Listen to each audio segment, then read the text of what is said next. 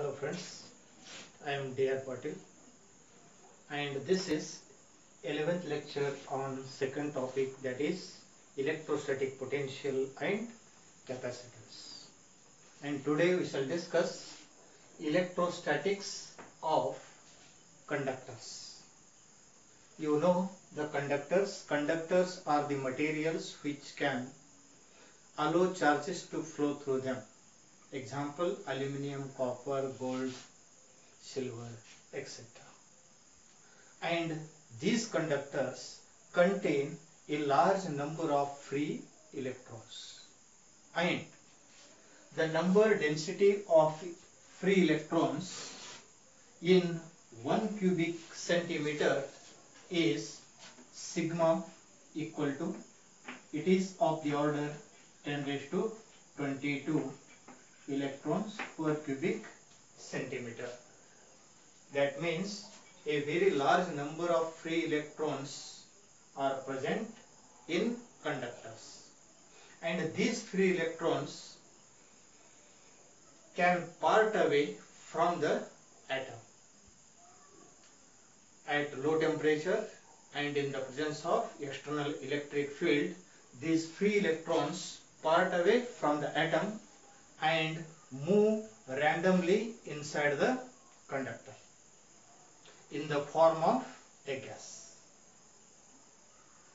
And when a conductor is subjected to an external electric field, then these free electrons momentarily move and stop, and the positive charge carriers of nuclei and the rest electrons inside the atom, they tightly bound and fixed at the same positions.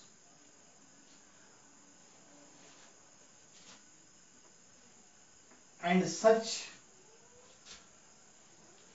an condition is called electrostatic equilibrium. Electrostatic equilibrium. And in electrostatic equilibrium, a conductor has the following properties, and they are very important to remember.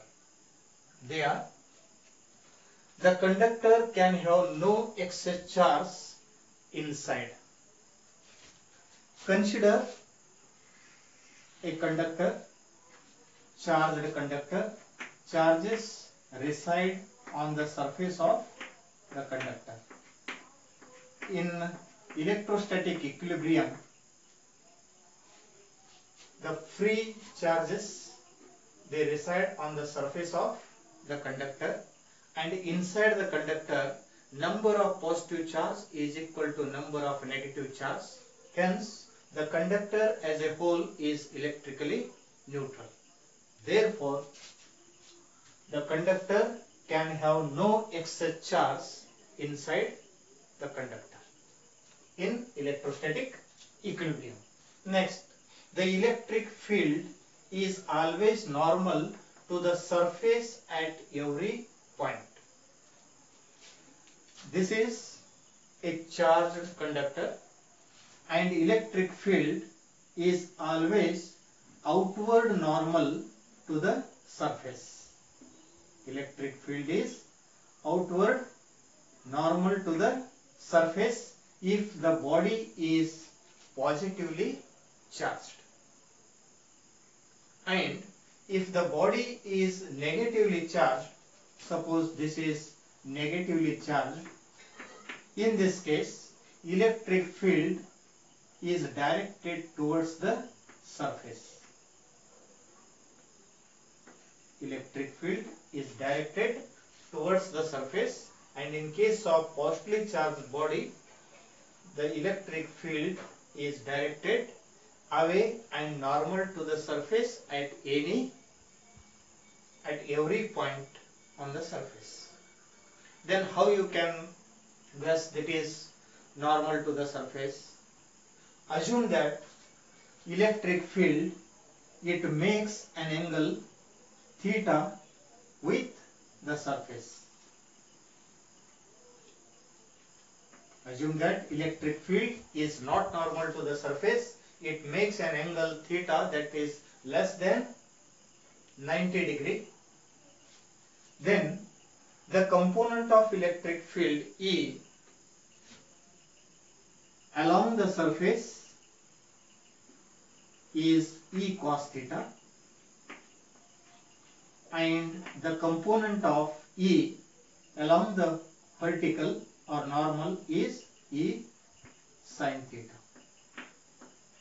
E cos theta, it is acting along the surface of the conductor, and on the surface charges, static charges are present, and when an electric field component, that E cos theta, exerts force on the neighboring charge, it gets repelled and exerts force, repulsive force on the other charge. As a result, these charges start exerting force on the other charges, and the charges come in motion. But we are studying static charges, and due to component of electric field E cos theta, the charges move on the surfaces, and this is impractical. Therefore, the component which is normal to the surface, it does not exert any force on the charges. Hence, electric field is always normal to the surface. It is outward normal in case of positively charged body, and it is inward normal in case of negatively charged body. Thus, it gives the direction of electric field. Now, for a charged conductor, magnitude of electric intensity E equal to sigma upon epsilon naught into n cap, where n cap gives the direction of field. It is outward normal in case of positively charged body, and it is inward or towards the surface in case of negatively charged body. Therefore, n cap is the unit vector, gives the direction of electric field, and sigma is the surface charge density. Consider any surface of any shape. It is positively or negatively charged. Consider a charged surface, and this is a solid conductor, because we are discussing about the solid conductors only. And to find the intensity of electric field near the surface, we use Gauss law, because here charges are distributed on the surface. Therefore, for continuous distribution of charge, to find electric field, we use Gauss law. Otherwise, for point charges, we use Coulomb's law. And consider a point P near to the surface of charged conductor. To find the electric field at point P, imagine a Gaussian pillbox. That means a Gaussian cylinder which is slightly outside the conductor and slightly inside the conductor. Let S be the surface area of the conductor, then ds is the surface area of Gaussian pillbox. Let ds be the surface area of Gaussian cylinder, that is flat surfaces, outward surface and inward surface. Both surfaces are same, hence area it is ds. ds is the surface area of these cylinders, and electric flux through the Gaussian cylinder or electric flux is given by phi equal to E dot dA. E dot dA or E dA cos theta, where theta is the angle between area vector and field vector. In Gauss theorem we have studied what is area vector, and area vector ds, it is always outward normal to the surface, and here outward normal to the surface, area vector ds is outward normal to the surface. And we know that electric field is also normal to the surface at any point. Hence electric field E and area vector ds both are along the same direction.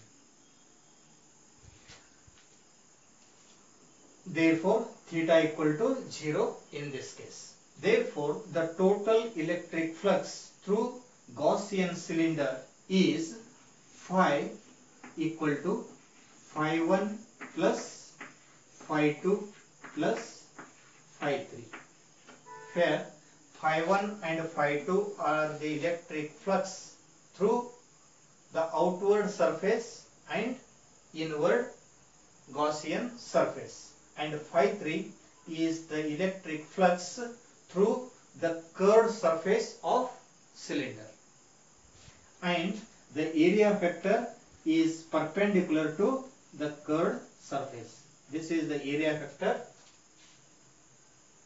to the curved surface. It is normal to the surface at any point. Now phi 1 is the flux through the outer flat surface, and flux is given by E dA cos theta. Here angle between E and, consider it is ds is the small area or dA may be the small area. Therefore phi equal to E ds cos theta. Here angle between ds and E is equal to 0. Therefore cos 0 equal to 1. Therefore phi 1 equal to E ds. E into ds. ds is the small surface area. And phi 2. Here phi is given by E ds cos theta, and we know that inside the conductor electric field is equal to 0, because electric field lines do not enter inside the conductor. Since field E equal to 0, then phi 2 equal to 0. Since E equal to 0, this term becomes 0, hence phi 2 is equal to 0. Plus phi 3 is the electric flux through curved surface, and the area vector is perpendicular to the curved surface, and field vector is perpendicular away or normal, outward normal. Hence the angle between field vector and area vector is 90 degree. If theta equal to 90, cos 90 equal to 0, therefore phi 3 equal to 0. Hence total electric flux through a Gaussian surface is E ds. And according to Gauss law, electric flux through a closed surface is equal to 1 upon epsilon naught times the net charge enclosed by it. If Q is the charge enclosed by this Gaussian surface, then phi equal to q upon epsilon naught, or 1 upon epsilon naught into q. But here sigma is surface density of charge, and according to definition, surface density sigma is equal to charge per unit area. Charge per unit area. Therefore, charge Q is equal to sigma into dA. Therefore, this can be written as here phi equal to EDS. Phi equal to, this implies EDS is equal to Q equal to sigma into dA upon epsilon naught. Here EDS, here we have taken ds as a small area. Therefore, here ds get cancelled. Hence, E equal to sigma upon epsilon naught. Therefore, the magnitude of electric field near a charged conductor is equal to sigma upon epsilon naught. Thus, it is E equal to sigma upon epsilon naught into n cap, where n cap gives the direction of electric field. Then, for non-uniform charge conductor,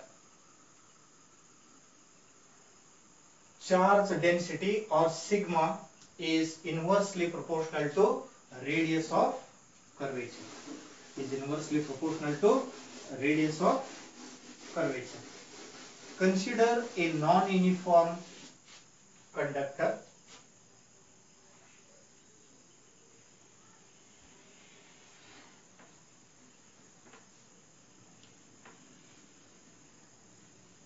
This is a non-uniform conductor where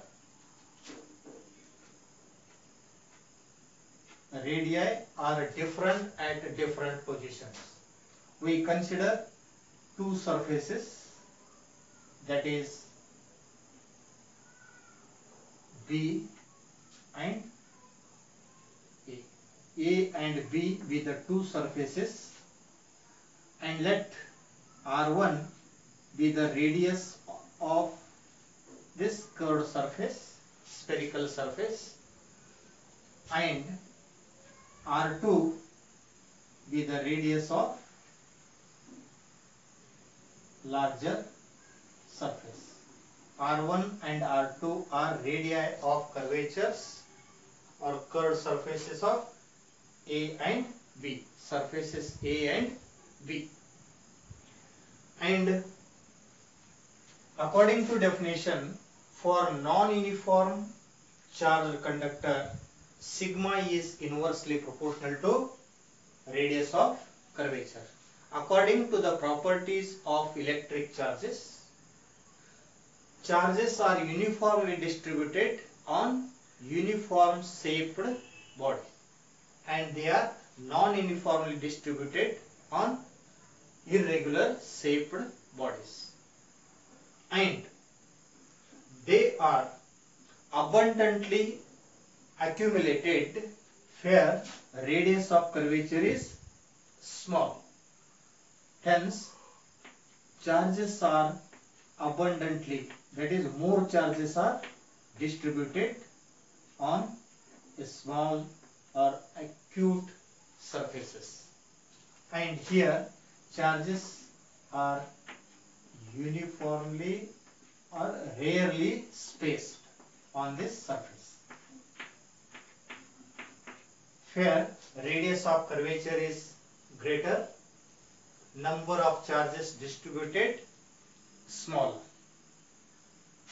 If radius of curvature is smaller, number of charges distributed is more.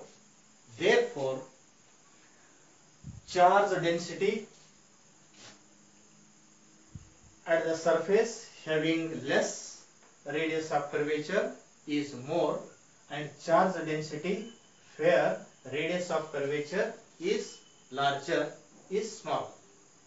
Hence, if sigma 1 and sigma 2 be the surface charge densities at A and B, then sigma 1 upon sigma 2 is equal to R2 upon R1, since sigma is inversely proportional to radius of curved surface or radius of curvature. Hence sigma 1 by sigma 2 is equal to R2 upon R1.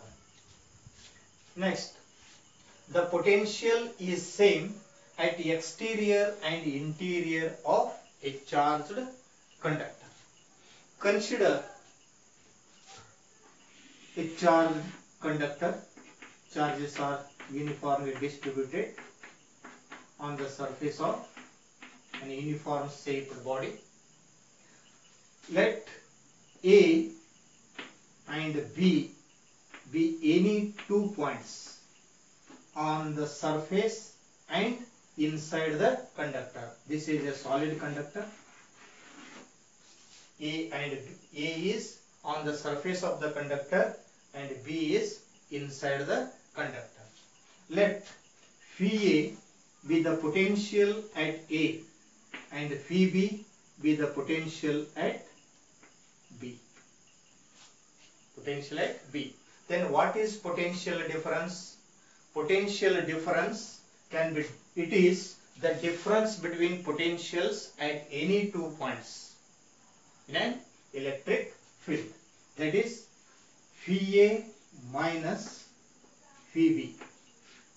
Phi A minus phi B is called potential difference between A and B.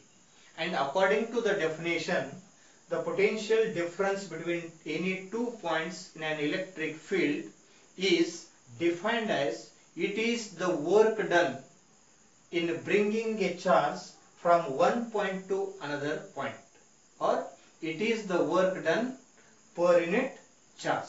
Hence, potential difference is equal to work done in bringing a charge Q from A to the point B on charge. Clear? But in electrostatic equilibrium, conductor can have no excess charge inside the conductor. Here there is no charge. That means Q equal to 0. Here a charge Q is transferred from point A to point B. Here charge Q equal to 0 and electric field E is also equal to 0 because field lines do not enter inside the conductor. E equal to 0, Q equal to 0. Therefore, if there is no field inside the conductor, no work is needed to move a charge from the surface to the point B. Therefore, work done is 0. If work done is 0, then 0 upon Q equal to 0. Hence, phi A minus phi B is equal to 0, or phi A is equal to phi B. That means potential at A is equal to potential at B. Hence, the potential is same at exterior and interior. That means on the surface of the conductor and inside the conductor remains the same. And lastly, the electrostatic shielding. The electric field inside a cavity of a conductor is 0 and is protected from outside electric field and is known as electrostatic shielding. And it is very important to protect sensitive electronic devices. Therefore, consider a solid conductor with a cavity, means it is empty space. It is a solid conductor consisting of an empty space. If the conductor is charged, then charges are uniformly distributed on the surface of the conductor, and there is no charge inside the cavity. Even though the conductor is subjected to external electric field E, charges on the surface increases, but electric field inside the cavity is equal to 0, and this is used to protect sensitive electronic devices. This is cavity and this is a solid conductor. Therefore, electric field inside a cavity of a conductor is 0 and is protected from external electric field. And this property is used to protect electronic devices. And two more questions we will discuss on electrostatic shielding. Consider a conductor with a cavity. This is uncharged conductor. Therefore, there is no charge on the surface and inside the cavity. If a charge Q is given to the conductor, the Q charge is uniformly distributed on the surface of the conductor. But charges do not enter inside the conductor, and hence charge inside the conductor is also equal to 0. That means if a Q charge is given to a conductor having a cavity, but Q is uniformly distributed on the surface of the conductor only. They do not enter inside the cavity. And suppose a conductor having a cavity, let a small positive charge Q wrapped in cloth is placed inside the cavity without touching the surfaces of this cavity. What happens? Inside the cavity there is positive charge. Therefore, according to the property of induction, negative charges are induced on the surface, outer surface of the cavity, and an equal amount of positive charges are induced on the outer surface of the conductor.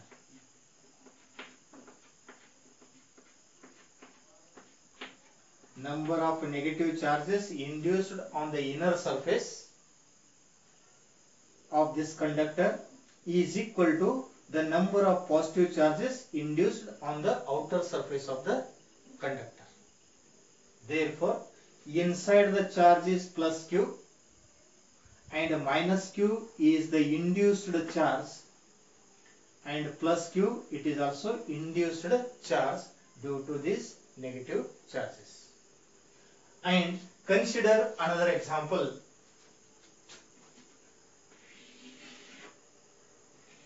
This is a cavity. Plus Q charge wrapped in cloth is placed without touching to the cavity, and this plus Q charge, it is also given to the conductor. This plus Q charge is uniformly distributed on the outer surface of the conductor. Here also outer surface of the conductor. And due to induction, negative charges are induced on the inner surface of this conductor, and equal amount of positive charges Q charges are induced on the outer surface. Then what is the charge on this surface? Initially it is charged by Q. Therefore total charge on the outer surface is Q plus Q. This small q, it is due to induced charges. This is positive charge and negative charges are induced near to the cavity, and equal amount of positive charges are induced. Therefore initially it is charged Q and induced charges Q. Therefore total charge on the outer surface is Q plus Q, and total charge outside this cavity is minus Q, and total charge inside the cavity is plus Q, outside the cavity minus Q, and on the surface of the conductor having a cavity is Q plus Q. Thank you. All the best. Study well.